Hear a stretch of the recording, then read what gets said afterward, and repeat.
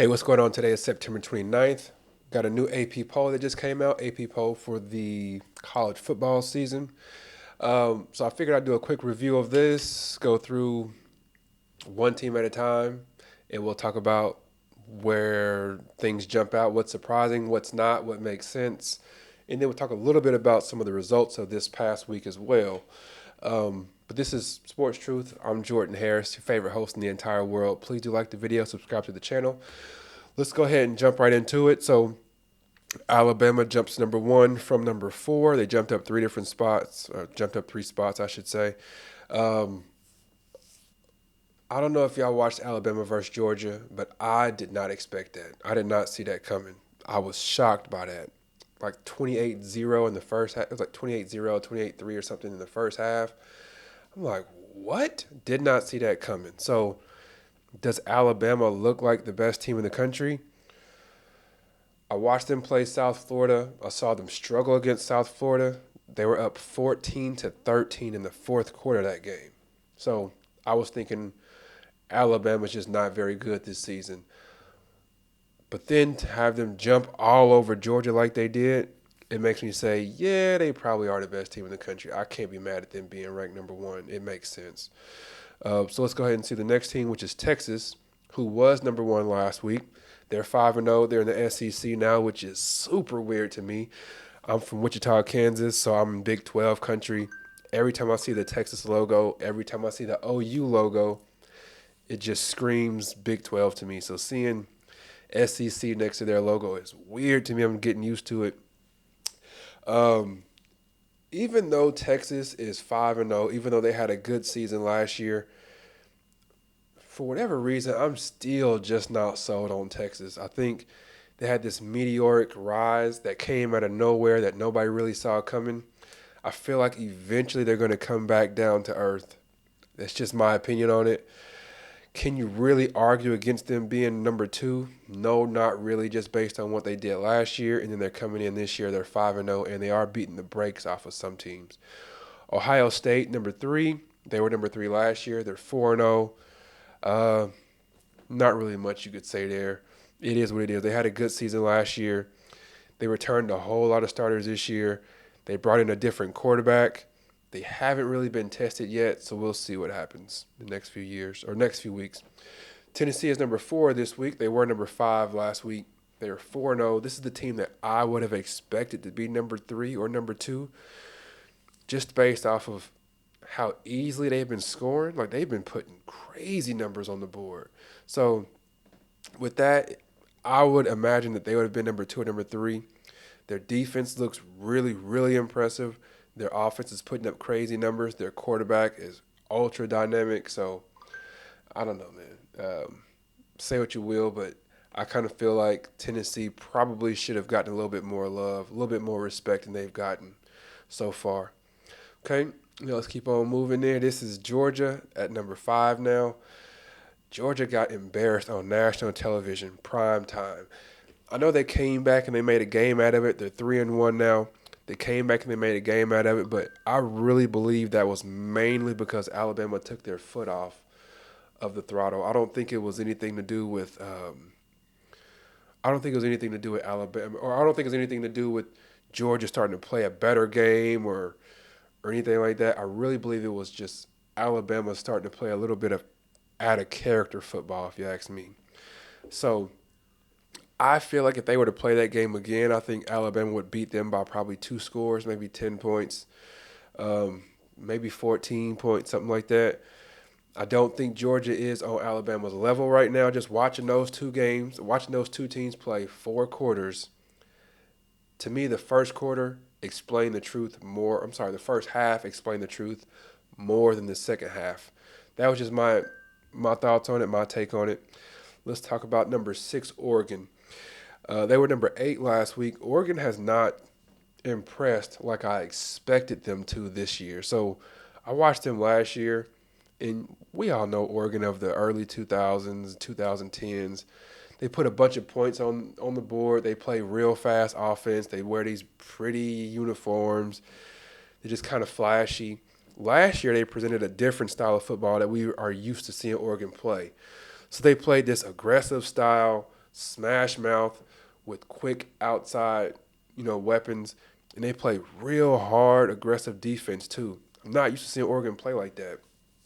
Then they brought in this quarterback from Oklahoma, who I think is extremely talented. Super impressed with him. Um, they just haven't impressed like I expected them to this year. They just haven't jumped off the screen at me. I'm waiting to see what they do when they play against really high competition. I think maybe if they do play against somebody really high in this competition realm, instead of them being, um, instead of them being 6, 7, 8 in that range, maybe they will make that jump to 2 or 3 because it feels like right now 2, 3, 4, and 5 are not ultra solidified. It seems like almost anybody can jump right up there if they just have a really good performance. So we'll see. All right, now let's talk about number 7, Penn State. It's another team that's kind of flying under the radar. They're in the Big Ten, which if you're a fan of the Big Ten, God bless you. I got no hard feelings for you, no hard feelings against you. I just feel like Big Ten is boring football. It's just line up, run straight ahead. Whoever is the stronger team is going to win. Whoever put the most work in the weight room is going to win the game in the Big Ten. Kind of boring style of football to me. I'm not really interested in that, but it is what it is. Penn State is flying under the radar. We really don't know how good they are. I question their quarterback. I don't think he's very good. The rest of their team is fine. I think Penn State is ranked a little too high right now. But we will see. We'll see what happens throughout the rest of the season. And like I tell my friends all the time, the one good thing about sports is all you have to do is wait and see. That's all you got to do. All of us fans, we wonder who's the best team, who's going to win. Is Mayweather going to beat Pacquiao? Who's better? All you got to do as a fan is wait and see. It always plays itself out. So Penn State, I don't know what they are, but we're going to see eventually. Number 8 is my Miami Hurricanes. So we went from number 7 down to 8. Penn State jumped us.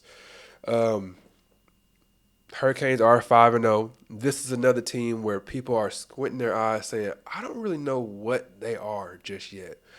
One thing that we can say is the Hurricanes have beat everybody who've been put in front of them. And they've beat them pretty handily except this past game against Virginia Tech, which was crazy. With that game being so close, I do think that's why they ended up putting Penn State jumping Miami like they did, because Miami was 18.5-point favorite. Seemed like they were supposed to beat the brakes off of Virginia Tech because VT has not had a good season. They've got good players, but they have not been able to put it together. So the fact that they played that game so close, it does make sense to me that they would drop from 7 to 8. It's pretty logical. I can't be mad at that. Number 9 is Missouri.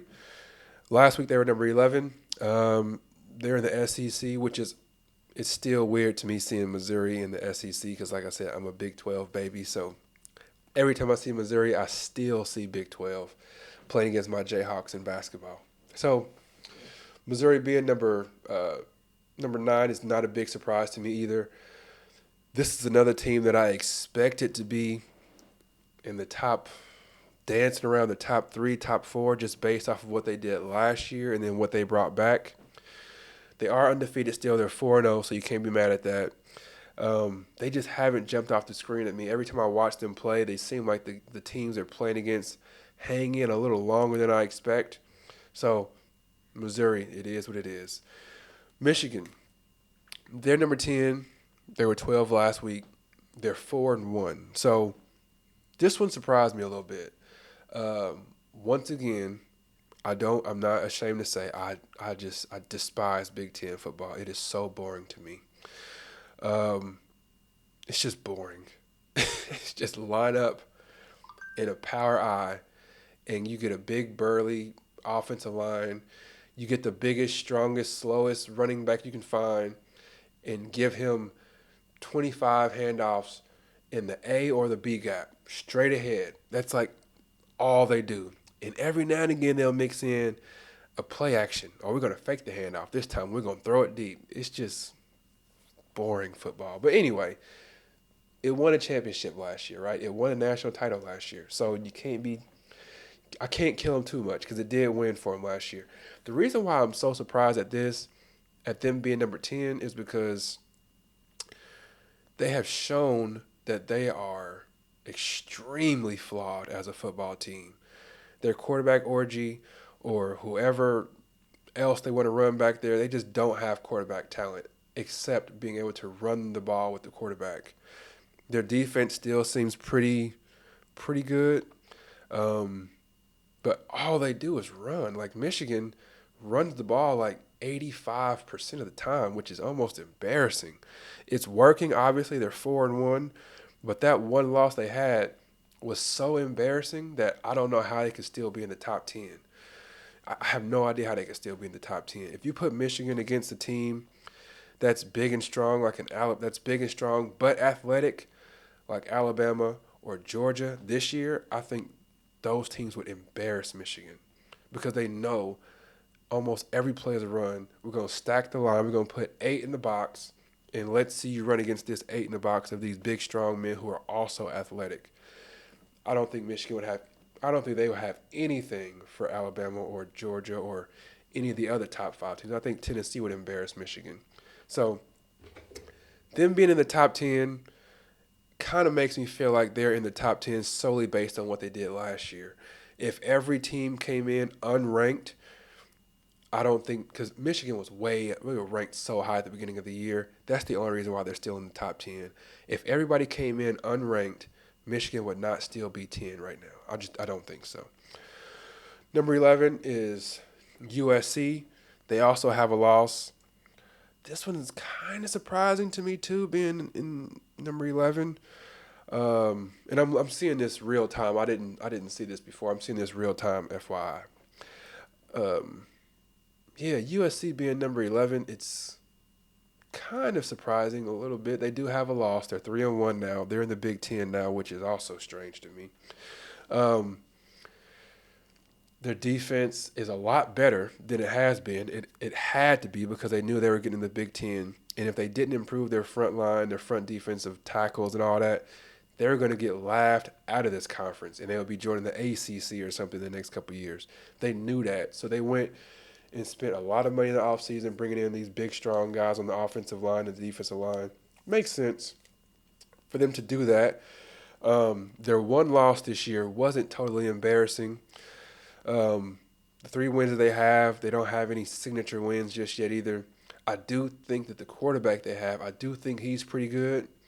So initially I felt like this was a surprise, but now that I think about it, I do think 11 sounds just about right. Lincoln Riley is a problem when it comes to play calling. I think he is a near genius.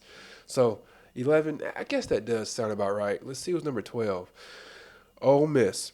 So Ole Miss tricked it whenever they lost yesterday. They're 4-1 now. They're in the SEC. Most people thought that they would just have a cakewalk all the way until the SEC championship, but they dropped 6 spots. They got embarrassed against the team they played yet. It was embarrassed. Ole Miss jumped out, looked like they were going to embarrass Kentucky. Kentucky's quarterback, Vandergriff, I think his name is, he looked a little shaky in the beginning.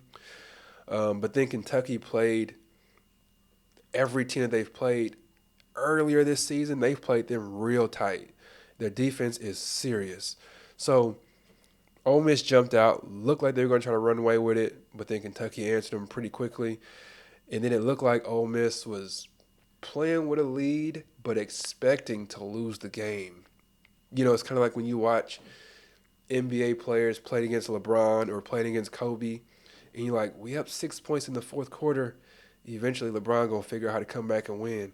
That's the mentality that I saw Ole Miss look. They looked like they were nervous and expecting to lose, which was odd to me, especially with a loudmouth coach who's overly confident like Lane Kiffin. I don't know how your team could lose confidence. So that was crazy. But anyway, let's go to the next team, number 13, LSU. They're 4-1. They went from number 14 to number 13. LSU is just, you've heard the phrase, neither here nor there. That's how I feel about LSU. I don't think they pose a threat in the SEC. I don't think they pose a threat nationally.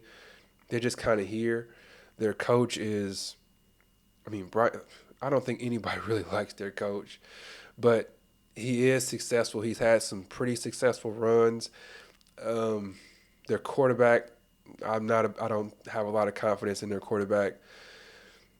Yeah, I don't see a whole lot at LSU. I think they are. Yeah, let's just move on. LSU number 13. Notre Dame number 14. I do think they are pretty much where they should be. They're 4-1. I think by the end of the year they'll be ranked between number 20 and number 25. I think they'll drop another game here pretty soon. We all saw the embarrassing loss that they had. I don't think Notre Dame is an exceptional team.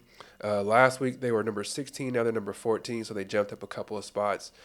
Um, I don't think they're a bad team. I think their coach is up and coming. I don't think he's a bad coach. I don't think he's a great coach. Notre Dame is just an okay team, if you ask me. Their quarterback from Duke, who transferred from Duke, I think he was overrated. Um, yeah, this is another team just like LSU. Notre Dame is neither here nor there. They're not going to impact their conference because they're not in a conference, and they're not going to impact the national landscape because I don't think they're good enough offensively or defensively to do that. Clemson, number 15. They were number 17 last week. They had an awful loss in the first week. They got trounced. But ever since then, Clemson has almost looked like the Clemson of old. Um, I think you can talk about LSU, Miami, these other Tennessee. I think Clemson is probably the most dangerous, slept-on team in the entire country. I know they got smacked the first game, but I'm telling you, ever since then, I've watched them and I'm like, they look really impressive. Cade Klubnik seemed like he's starting to figure some things out. Um, Obviously, my team is in the ACC, so I was hoping that Clemson would fall right on their face. I was hoping that Klubnik never got things figured out, but it's looking like he's starting to understand some things. And maybe Dabo is not as crazy as we think he is because he does not get himself involved in the transfer portal. So people have been killing him about that because he's been putting some pretty rough looking teams every now and again, especially that first week. We're like, why is that receiver matched up against this corner? Like we would see Alabama or, let's say Alabama, we'll see Alabama's wide receiver who looks like an NFL receiver against Clemson's cornerback who looked like a high school corner. And we're like, what is going on here?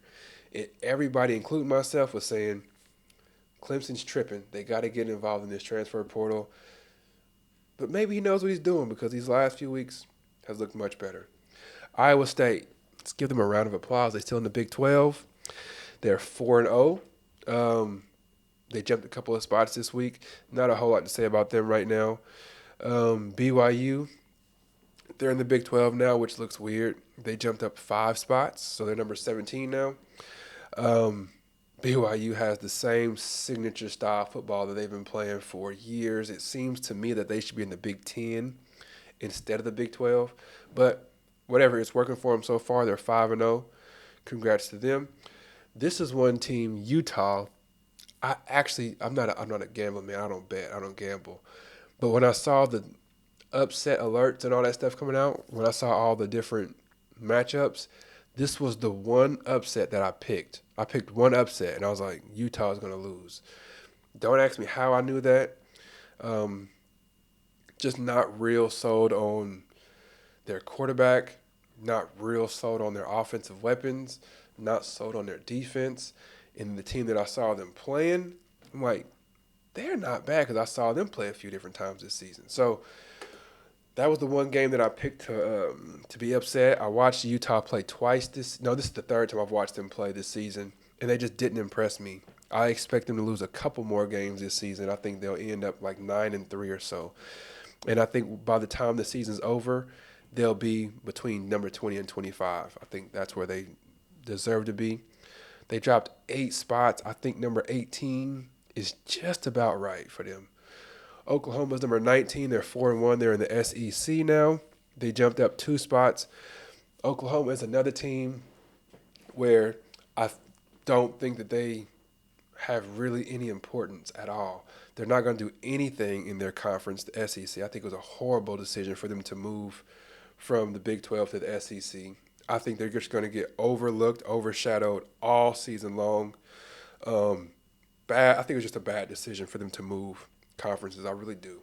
Because they're not going to be able to beat LSU consistently. They're not going to be able to beat Alabama's. They're not going to be able to beat. Heck, it doesn't look like they're going to do anything with Texas, but they've been playing Texas every year for who knows how long now. I just think that move was a bad idea. I don't think they can match the power that these other SEC schools have. I think when they play teams like Kentucky every year, they'll have fits with them. I think when they play teams like Vanderbilt, I think they'll even have fits with them.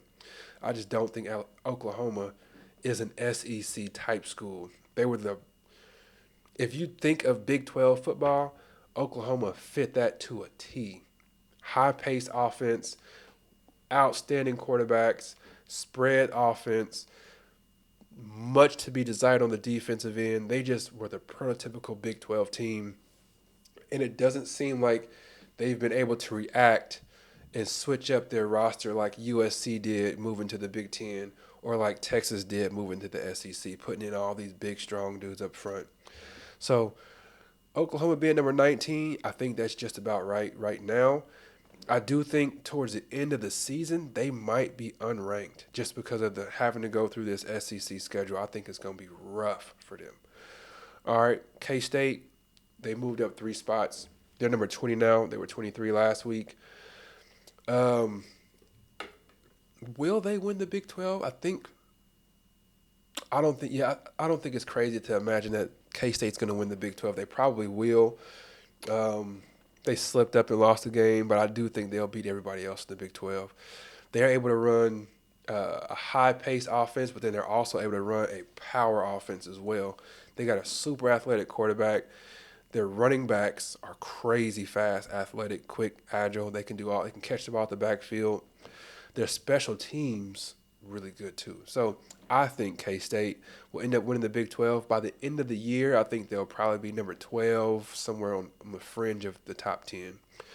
Boise State, always hanging around top 25 since 2010 or so. So they're in the Mountain West. They moved up 4 spots. Boise State, I think they're probably right around where they should be. Their running back is crazy good. If they had a couple more weapons on their team, they would probably be closer to number 14, something like that. Number 22, Louisville, they moved down 7 spots. Looked like they had the game won this season or this week. Unfortunately, they went ahead and took the L. That was a bad loss because they're all the way down to they went 7 spots down to number 22. I think if they would have won that game, they probably would have gone to number 11, something like that. So to have the opportunity to go up to 11 and you drop all the way to 22, it's a bad look. But Louisville really does have an opportunity to win the entire ACC this year. ACC kind of looks wide open with the Hurricanes looking like they're leading the way. But then you got Clemson coming out of nowhere looking pretty strong. People expected Florida State to be able to do something in the ACC, but they are trash. So Louisville has a real strong possibility of winning the ACC and sneaking into the tournament at the end of the year. Now let's look to see 23. Indiana, I'm not going to lie to y'all, I have not watched an Indiana game, so I don't have anything to say about them. But they are 5-0 in the Big Ten right now, so we shall see. Illinois, I have seen Illinois play.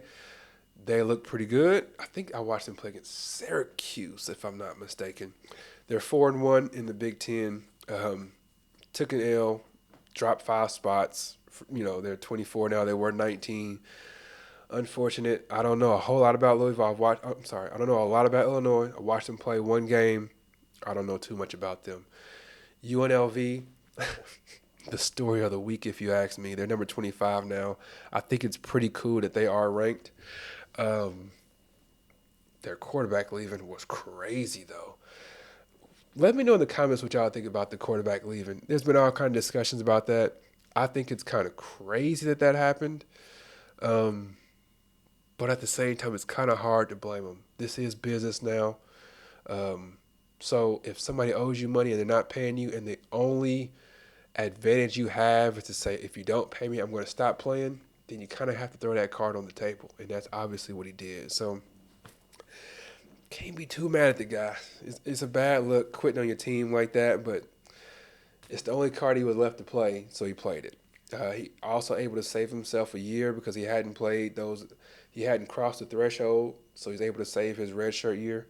So it is what it is, man. Now let's look at the other guys, the other teams who receiving votes. Arizona had 106 votes. I could see that. That makes sense.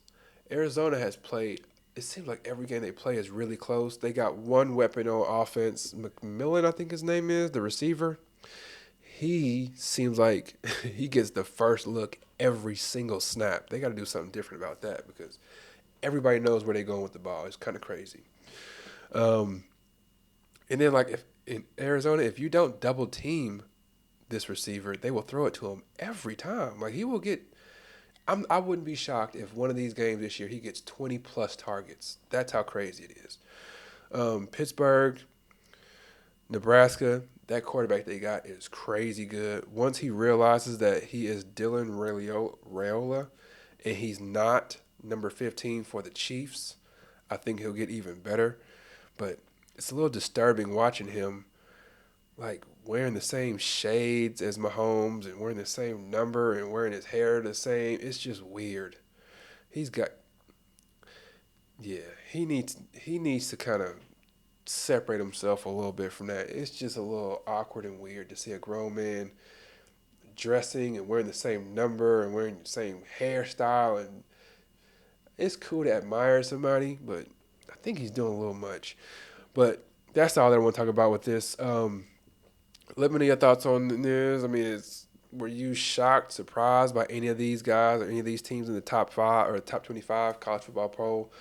The biggest surprise to me is probably Tennessee being at 4 instead of jumping Ohio State and even jumping Texas. I think they should be up there. And then also Penn State being at 7 just doesn't feel right to me. But the biggest surprise out of all of it is Michigan, easily for me. It's Michigan being number 10. I don't think Michigan deserves to be in the top 10 anymore. The quarterback position is a mess. And then they've already lost a game this season, and they run the ball every play almost. I just think Michigan is crazy overrated. You could be anywhere in the world, but you're here with me, and I truly appreciate that. Take care. God bless. Peace.